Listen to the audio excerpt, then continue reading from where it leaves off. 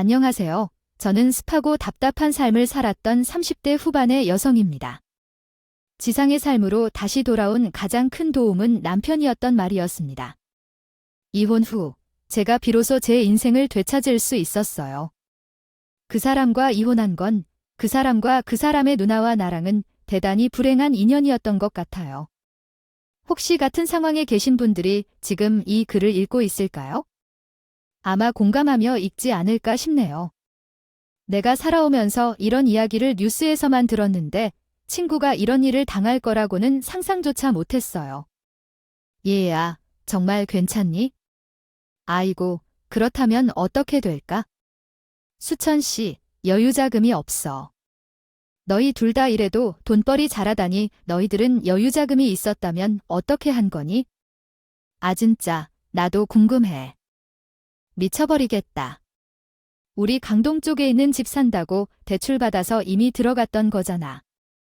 아, 일이 이렇게 될 줄 알았겠니?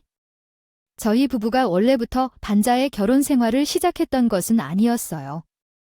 저희가 처음 결혼을 했을 당시에만 해도 둘 다 경제적으로는 안정적인 사람들이었죠. 우리나라에서 기준으로 잡아놓은 중산층에 속해 있었고 부족할 것 없이 생활을 하고 있었어. 남편은 IT 계열 회사에 다니고 있었고 저는 은행에서 일을 하고 있었거든요. 그런데 저희 부부가 왜 갑자기 반자 살게 되었는지 궁금하시죠? 아이 너희 신우는 뭐래? 사고는 자기가 다쳐놓고서는 어떻게 너희한테 미안하다는 소리도 안 하냐? 전세 사기가 뭐야? 네 바로 전세 사기. 저희 부부는 경제적 여유를 갖기 위해서 기존에 매매하여 살던 집을 팔고 전세집을 구하려 했었어요. 하지만 구한 집이 전세 사기로 들키고 말았죠. 전세 사기에 당한 것은 다름 아닌 제 남편의 누나, 즉 제 시누이 누나 때문이었답니다. 누나의 말만 믿고 계약했던 것인데 이 상황을 어떻게 처리해야 할지 막막했어요. 돈을 잃은 것만큼 속상하고 어이없어서 남편에게 나라고 뭐가 되는 건지 물었어요. 알고 보니 누나는 공인중개사 자격증을 가지고 있지 않았던데 이런 사실을 알았을 때 정말 충격이었어요. 이러한 일이 발생하면 아무런 책임이 없는 게 아닌가 싶었지만 그 집이 그런 집이라는 것을 알았다면 더 신중했어야 했나 싶었어요. 신우가 구해준 집이었어요. 그 집을 구할 당시에 신이는 야, 이렇게 딱 가족이 부동산이니까 이 얼마나 좋니? 요즘에 전세 사기당하는 사람들이 어디 한 둘인 줄 알아?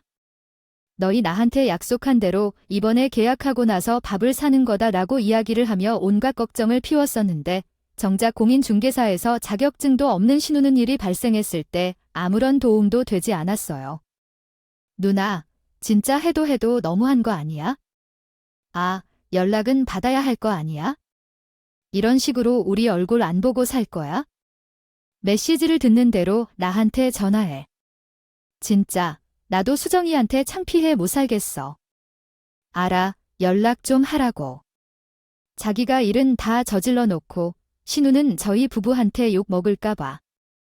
한 달 넘게 잠에 빠져 있었다는 사실을 알게 되었을 때 잠이 들어버린 시누이를 찾다 우연히 한 가지 사실을 알게 되었습니다. 그 후로 뚜껑이 제대로 열렸었어요. 어쩌다 보니 이상한 점이 있다고 느꼈어요. 다른 부동산에서 그 빌라를 매물로 제시하지 않는다고 하더라고요. 그래서 나와 우리 아빠는 거기서 빌라를 건축한 주인이 인센티브를 준 줄 알았어요. 그러나 그들끼리 합의하고 속여서 혜택을 받을 줄은 누가 알았겠나요? 아무도 몰라요. 어차피 누구 탓해. 멍청한 내 탓이죠. 그래도 보상을 받아야 하는 건 맞아요. 아니라고요? 글쎄요. 그 건물주 중에는 신우가 속여버린 사람이 있어요. 그것을 확실히 알고 있음에도 그 건물을 세입자를 잔뜩 넣었다가요. 그렇게 해서 건물주인 중개사인 신우이한테 중개로 외에도 따로 수수료를 추가로 받은 것이었어요. 신우이는 자기 동생 부부인 저희 가정까지 팔아넘기고 있다는 소문을 듣고는 열받았어요. 그 소문을 듣고 나서 바로 신우를 고소했어요. 가만히 보면서 자기 남동생 부부를 돈을 벌기 위해 팔아먹으려는 사람이 어디 있어요? 당신도 나한테 아무 말도 하지 말라고 해도 나는 절대 가만히 있지 않을 거였어요. 만약 당신이 나한테 고소하지 말라고 말하려고 한다면 당신도 똑같은 인간으로 보겠어요. 나는 당신과는 결별할 거니까 그런 생각을 하는 게 맞을 거예요. 내가 무슨 할머니도 아니니까 하고 싶은 대로 하겠어요. 그 전세 사기 건물을 맡았던 신우를 고소했습니다. 저 혼자 한 것이 아니었고 신우와 그 건물주에게 피해를 본 사람들과 함께 고소를 진행했습니다.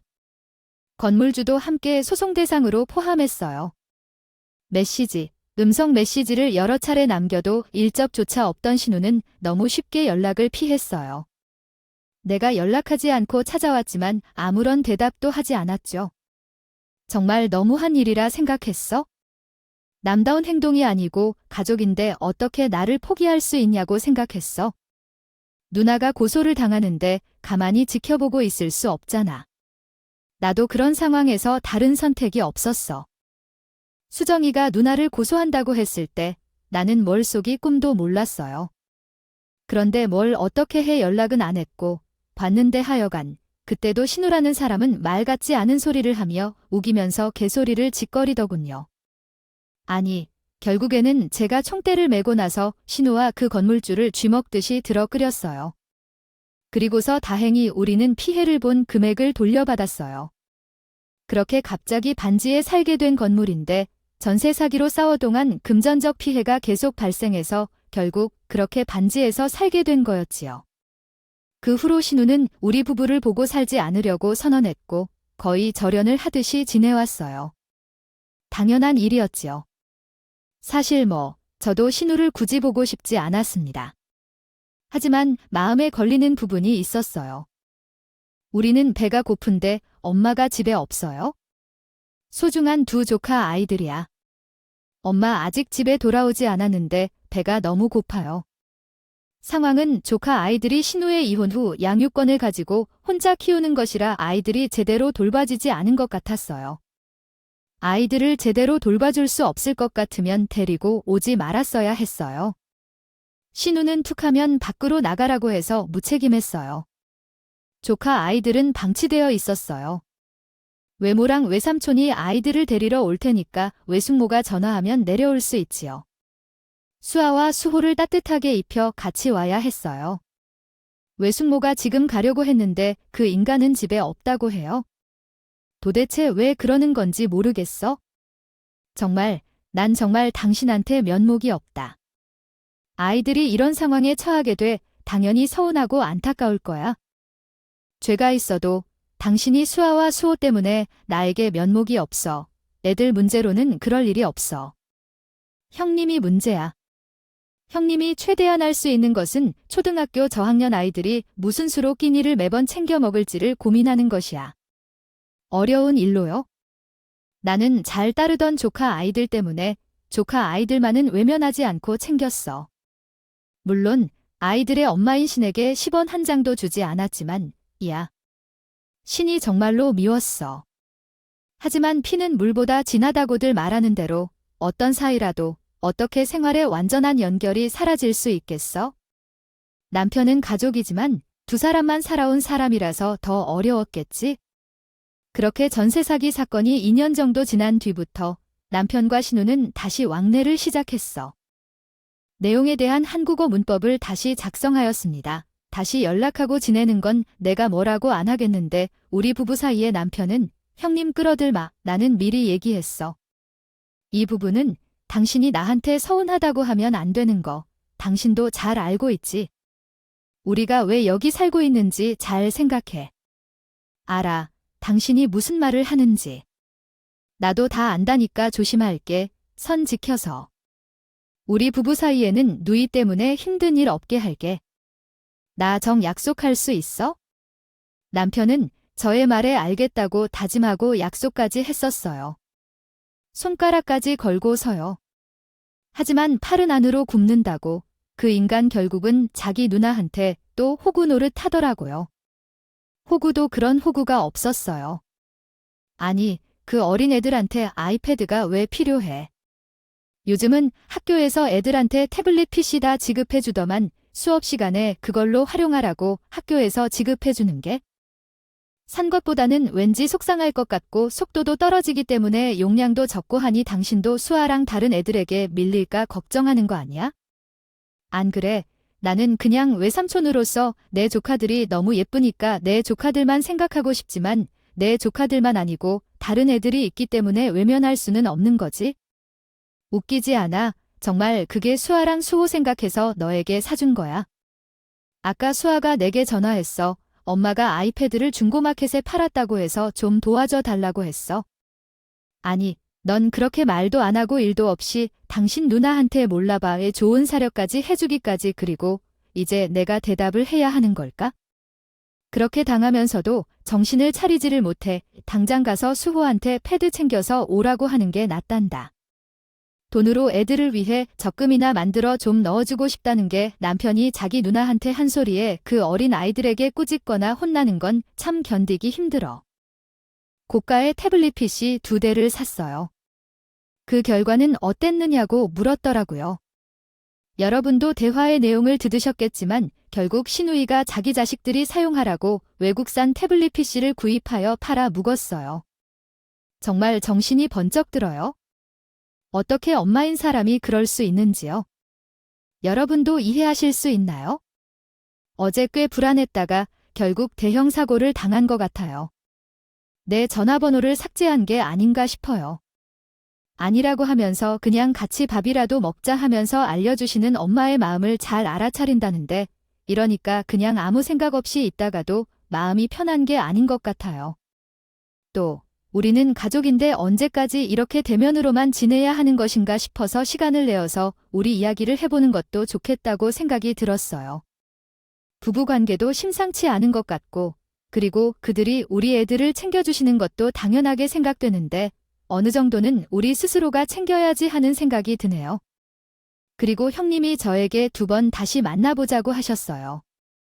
말씀하신 거 아닌가요? 굳이 형님 얼굴을 뵙고 싶지가 않아서요. 수아와 수호는 예뻐서 잘 챙겨주는 게 다른 이유는 없어요. 알았어요. 알겠어. 아휴. 까칠하게 오케가 어디 나와 잘 지내고 싶어서 우리 아이들 챙기는 거겠죠. 그냥 얼굴만 예쁘다 해줘서 그런 거지 나도 다 한다니까. 그래서 내가 미안하고 그래 미안해서 내가 위에 있는데 오케한테 너무 안 좋은 모습만 보인 것 같아서 그게 미안하고 그러한 게야. 오케한테 고마운 것도 있고 그래서 좀 나와라. 한동안 침묵하던 신우가 연락을 해왔어요. 잘 지내보고 싶으니 이제는 조금 풀면서 말이에요. 그러면서 자기가 밥을 선다고 했더라고요. 솔직히 말해서 나는 신우의 얼굴 굳이 보고 싶지도 않았고 잘 지내고 싶지도 않았어요.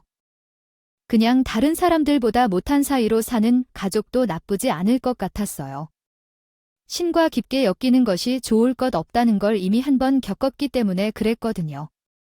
그런데도 조카들을 울리면서 계속해서 나오라고 하고 신우의 말을 듣기로 결심했어요. 그리고 그날 제가 대형 사고를 당했죠. 여기 해가 오랜만이네. 아, 잠깐만 나 주지하고 뭐야? 형님 차 산 거야? 왜 내 차를? 아이 그랬네 보다. 차 좋아 보이네. 신우는 번쩍한 외제차를 타고 나타났어요. 그것도 삼각별이 떡하니 박힌 외제차를. 신우를 만나기 전에 남편으로부터 그동안 신우에 대한 소식을 들었었거든요. 그 당시에 사업을 시작했다고 하는데 그 사업이 정말 잘 되었는지 외자를 왔기에 깜짝 놀랐어요. 놀랄 수밖에 없었습니다.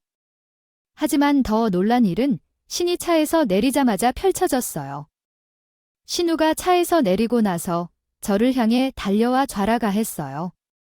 저는 영문도 모르는 채 신우에게 안기자 황당하게 있었죠. 신우는 혼자서 저를 끌어안고 한참 동안 난리를 피웠지만 그 후에 저에게 대답 없이 고마워하더니 인사를 했어요. 아유, 갑자기 무슨 말씀이시죠? 저는 뭐 한 게 없는데요. 으이그, 오키의 사람이 그렇게 무뚝뚝해서 되겠어? 나 다 알고 온 거야? 내가 우리 올케한테 얼마나 미안했는지 알아. 내가 우리 올키 덕분에 이런 벤츠도 타보게 되어서 고마워. 내가 올케한테 고마워서 오늘은 밥을 사주려고 한 거야. 올케가 이렇게 나에게 먼저 손을 내밀어 줬으니 나도 보답을 해야지. 안 그래요? 예, 아니야. 무슨 소리세요? 덕으로 지금 형님이 하시는 말씀 하나도 못 알아듣겠어요. 대체 무슨 말씀을 하시는 거예요? 여보, 이게 대체 무슨 일이야? 신우의 말을 듣고 저는 당황스러울 수밖에 없었어요. 제가 신우의 외제차를 사줄 돈이 있었으면 당장에 집부터 옮겼고요. 잠깐 동안 이게 무슨 일인 거지 생각에 잠겨 있었어요. 그러다가 남편이라는 수환한테 자연스럽게 시선이 갔죠. 그 인간 제 시선을 쏜살같이 피하더라. 그때 깨달았어요. 아이, 정신 나간 인간이 또 무슨 짓을 했구나 하고 말이에요. 제 눈을 피하는 남편한테 물었어요. 이게 지금 무슨 소리인지 나한테 설명해봐요. 형님이 지금 나한테 고맙다고 내 덕에 뭐 벤츠를 탔다고 하시는데 이거 당신 무슨 일인지 알고 있는 거지 얘기해. 무슨 일이냐고 가버린 소리를 지르자 깔깔 웃으며 올케는 참 사람이 겸손하다고 정이 많은 사람이라고 말하는 신우도 순식간에 입을 닫고 정색을 했어요. 그리고 자기 남동생이 보내는 눈짓을 그제야 알아차린 것 같았죠. 신우는 소리는 내지 못하고 입모양으로 왜라는 말을 제 남편한테 하고 있었어요. 아, 제가 눈뜬 장님도 아니고 뻔히 제 앞에서 그것들 둘이 작당 모의를 하는데 그냥 지나칠 리가 있겠어요. 붕어 새끼처럼 둘이서 입만 뻥긋 그리지 말고 말해. 형님 말씀해 보세요. 저 차를 제가 형님한테 사드렸다고 지금 말씀하신 거예요. 저는 형님한테 10원 한 장도 아까워하지 않고 있는데 제가 왜 외제차를 사드릴까요? 당신이 얘기해봐. 내가 언제 형님한테 외제차 사드렸어? 아, 얘기해. 보라고. 아니 그게 자기가 계속 조금씩 들었던 거 있잖아. 은행에서 돈에 관한 상품이 나왔다고 나한테 가입하라고 했던 거. 그거 그런데 그게 생각보다 돈이 적지가 않길래 아이 누나가 사업한다고 또 그러는데 당신도 알잖아 사업하는 사람들이 겉으로 보이는 것도 되게 중요한 거야. 그래서 남편은 내가 버럭 소리를 질러대고 난리를 치자 그때서야 입을 열어 진실을 이야기하기 시작했어요. 이 정신 나간 인간이 글쎄 내가 들어놓은 적금을 깨서 신우한테 준 거였던 거야. 신이가 외제차를 사고 싶다고 돈을 빌려달라고 했었나 봐. 남편은 내 적금을 자기 멋대로 신우한테 척하고 준 거였고 그 적금도 은행에서 좋은 적금 상품이 나왔기에 저희 부부로서는 가입해둔 것이었어. 그 적금에 돈을 계속 넣었는데 그 정신 나간 인간이 그걸 깼거든요. 남편이 이 말을 듣자마자 머리부터 피가 싹 튀는 것 같았어요. 어머, 오해했네요. 지금 뭐 하는 거야? 내 머리통을 왜 때리는 거야? 미쳤나 봐, 정말. 갈 길만 하니까 갈기지 마음 같아서는 형님 머리통도 이 인간이랑 똑같이 해버리고 싶은데 지금 참고 있는 거니까 나 건들지 마세요. 알았어요. 저는 그 자리에서 그 인간의 머리통을 거세게 갈거나 버렸어요. 제가 학창 시절에도 배구부에서 잠깐 활동했었거든요. 그 덕분에 그 인간은 머리만 휘청하는 게 아니라 몸 전체가 휘청했어요. 그치만 악을 쓰면서 자기 동생한테 뭐 하는 거냐고 지랄을 하는 신우이와 멍청하게 벙쪄 있는 남편을 바라만 보겠죠. 그리고 남편에게 이야기했어요. 그렇게 자기 누나가 좋으면 나랑 결혼하지 말고 누나 옆에서 애들도 뒤치다꺼리나 하면서 누나한테 호구짓이나 하지. 왜 나한테 결혼해서 나한테까지 이런 피해를 주는 거지? 얘기를 해봐. 결혼 초에 사람 심장을 떨어지게 하는데 이제는 아주 그냥 내 피를 말려 죽이려고 하는 거야? 나한테 무슨 피를 말려준다는 거야? 말도 안 되고 그리고 사람들 앞에서 지금 이게 뭐 하는 거야? 당신은 그냥 대화로는 이야기할 생각 없는 거야? 당신이 이런 식으로 나오니까 내가 당신이랑 상의 같은 걸 하고 싶지가 않아. 저요. 정말 참을 만큼 참았고 많이 눈 감아주며 모른 척 해왔어요. 전 세상이 그거 당한 것도 모자라서 이제 다시 재기해보려고 꾸역꾸역 돈을 모으고 있는데 그거를 깨서 자기 누나한테 벤츠를 사주는 인간을 보면서 왜 그렇게 하는 거야? 제가 더 참을 수가 있었겠냐고요. 전 정말 이 전날 한계에 다 달았어요. 더는 참을 힘도 없었고 참고 싶지도 않았습니다. 더군다나 남편은 신이한테 투자를 잘못해서 반에 오게 한 거 말고도 이 결혼 초에 제 심장을 덜컥 내려와 앉게 한 적도 정말 많았어요. 나한테 말도 없이 내 조카들네 호적에 올려서 내가 얼마나 놀랐었는데 줄 알아? 너 그때 나한테 뭐라고 했었어? 2번 다시 이런 일 없게 할 거라고 했었지? 근데 너 어떻게 했니? 능력이라고는 지불도 없는 내 누나한테 전세 사기 당해서 전 재산 다 날리고 이 반지까지 나 끌고 들어오고. 내가 대체 무슨 생각을 하는 건데? 쉬는 초에 있었던 일이야 어요. 신혼 여행 다녀와서 남편이랑 혼인 신고하려고 갔었는데 혼인 친구 담당 창구 직원이 고개를 갸웃하면서 제 눈치를 보더라고요. 그러면서 계속 주저했어요. 제가 대체 왜 그러시는지 물었더니 그 직원이 제 남편을 흙보면서 입을 겨우 열었어요. 그것도 매우 조심스럽게 말이에요. 자녀분이 있으신 건가요? 이렇게 물었더라고요. 이게 이렇게 떠가지고 제가 혹시 잘못 조회한 건지 궁금해서요. 네, 자녀요. 아이 그럴 리가 없는데요. 저희 둘 다 초원이에요. 아니 그런데 자꾸 전산에 이렇게 뜨네요. 자녀라니. 그 사람이 저와 결혼하기 이전에 이혼을 했던 이력이 있는 것도 아니었던데요. 저 역시 황당했어요. 무슨 말씀이신가요? 하며 그 직원한테 서류를 받아 들었는데 정말로 남편 밑에 자식 2명이나 딸려 있더라고요. 그건 그 사람의 자녀가 아닌 자기 누나의 자식들을 자기 호적으로 올려놓은 것이었어요. 아무리 조카 아이들이라고 해도 결혼을 한 남자 호적에 아이들 2명이 올라와 있다고 해요. 그건 쉽게 넘어갈 수 있는 부분은 아니었어요. 이게 지금 무슨 일인지 설명해봐. 이게 뭐야? 이게 대체 뭐냐고? 왜 나한테 말을 안 했어? 수아랑 수호 형님 자식 아니야? 대체 언제부터 수아랑 수호가 다 당신 호적에 올라와 있었던 건데? 제가 저 난리를 치면서 묻자 남편은 구구절절 사연을 늘어놓기 시작했어요. 그 자식 말로는 시누이 부부가 이혼을 했는데 상황상 아이들을 당정 호적에 올려야 해서 자기가 자기 호적에 올렸다고 말했어요. 누나가 잠시 동안만 그렇게 좀 부탁한다고 했다면서 말이에요. 그러면서 아이들을 호적에 올려두면 좋은 점도 있다는 헛소리를 하더라고요. 그리고 혹시 모르겠잖아. 일단 수아랑 수 2명 다 내 호적에 있다고. 올려두면 우리한테 아기가 있다는 걸로 청약이 더 잘 될 수도 있고 자기도 이미 애들이 내 조카인 거를 알고 있는데 누나 애들이 내 호적에 있다고 그게 문제되는 건 아니라고 생각했어. 아, 너 지금 제정신이야? 청약 때문에 조카들을 내 밑에 호적으로 두겠다는 거야? 뭐야, 사람이면 말 같은 소리를 해. 개소리 하지 말고 너 당장 내 조카가 될 누나 밑으로 다시 놓아내. 그럼 그나랑 너랑 결혼 못해? 내가 미쳤니? 하다 나한테 상의 한마디 없이 미리 해놨던 짓을. 아, 그냥 나보고 다 떠안고 하라고. 나 싫어. 청약이 나발이고 그거 내 능력을 알아서 할 거니까 누나한테 조카들을 당첨 호적에서 데리고 가라고 하라고. 미친 거 아니야?